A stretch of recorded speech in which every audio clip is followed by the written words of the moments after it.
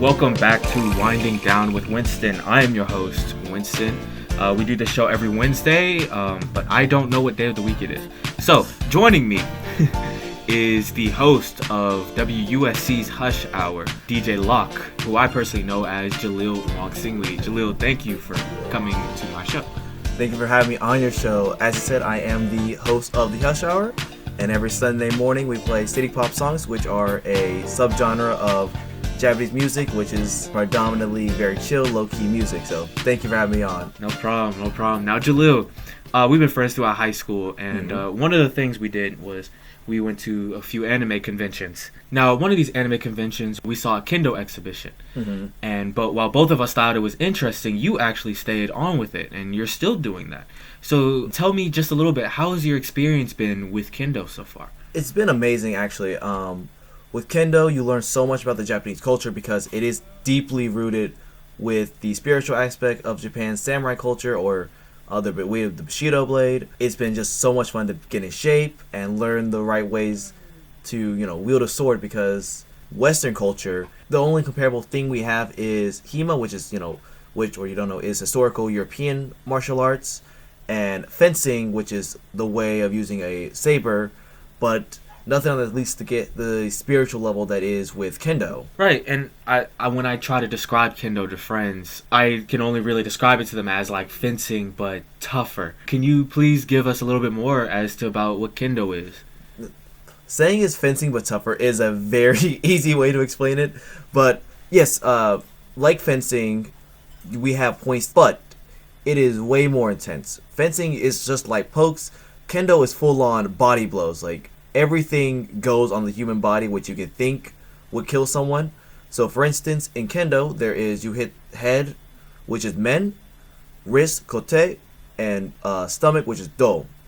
And those are the three main points to hit. And with that, you have to act as though you are going to try to cut that person in two, or cut the wrist off, which is a little barbaric. But you have a whole basketball court to move around in, because if you look at professional matches, they may only move like once or twice. And it's the whole philosophy of kendo is that it's not about who strikes first. Because honestly, you striking first puts you in a disadvantaged state. Because in the time you think about where you're going to hit, I'm thinking about where I'm going to counterattack you. And for instance, if you go for your head, the way that the strike works, you have to raise your hand all the way up. I know you can't see the way I'm doing over a podcast, but imagine when you raise your hand all the way up over your head, your side is exposed, meaning that it opens me to counterattack you or go for your throat or your wrist if I want to be, extra dangerous. But the point is, you open yourself up to a lot of attacks. But in fencing, you're basically in a mid-defense state all day, because there's not much that goes into it besides just striking one part of the chest. Yeah, but no, that's kind of the difference between kendo and fencing in a sense. And what is my bad for cutting you off, but what is the sword that y'all use? It's called a shinai. It's 5 pieces of bamboo wrapped together such that when you hit someone, it's supposed to bounce off. Basically, it's a way that we don't give people a concussion every time we go to a tournament.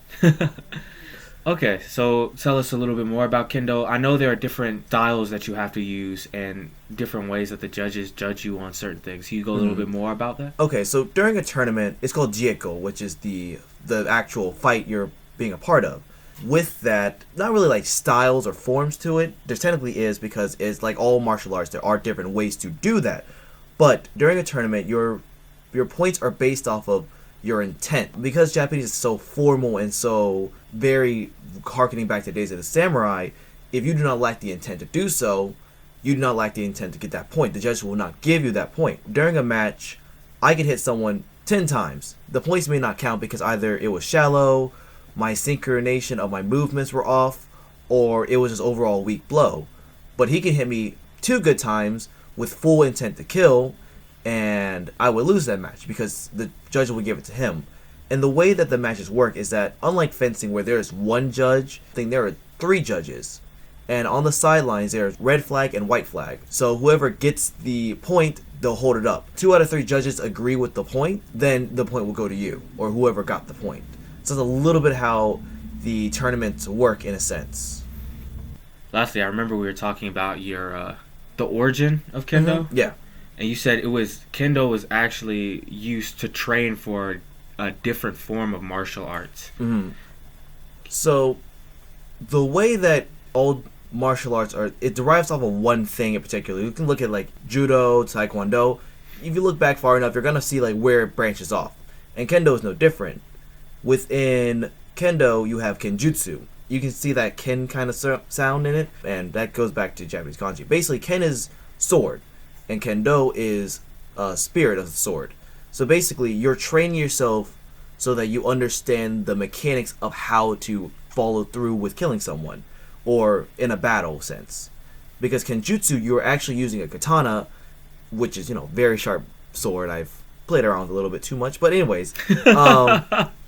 So kendo, you're practicing with it, and you're learning the mentality that you're supposed to have.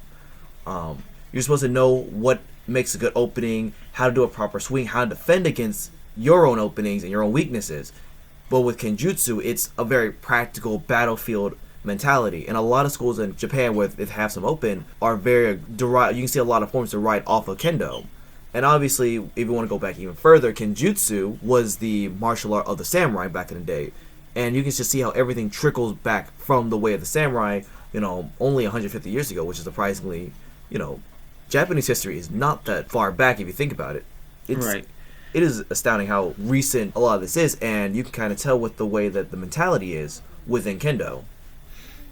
As a beginner, you're going to be very feisty and very arrogant about it. You're like, I know this, I know all these techniques.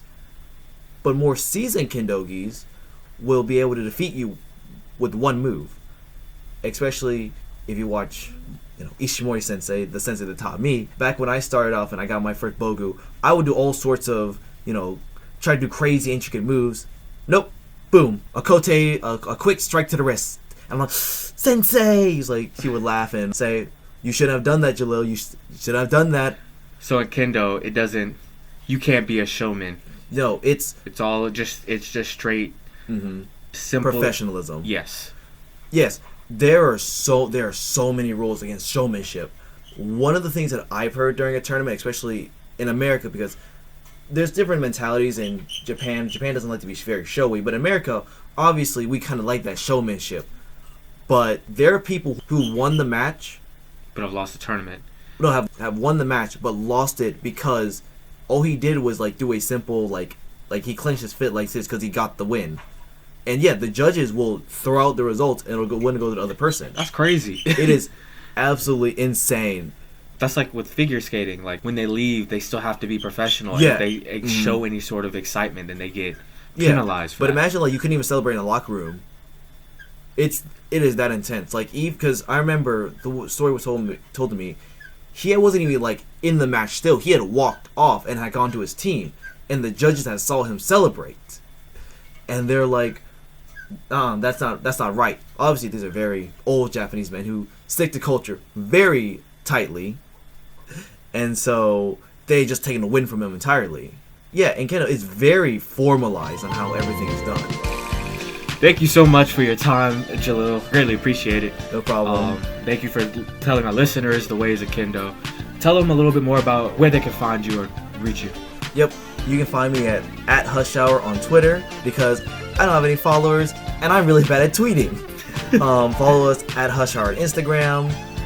But if you want to primarily contact me or listen in, it is 90.5 at WUSC HD-FM Columbia, 9 a.m. to 10 a.m. Sunday morning. I play low-key Japanese music, and we just chill for about an hour. Thank you. Once again, thank you for your time. Thank you me. for coming to Winding Down with Winston, with your host Winston. Have a great day.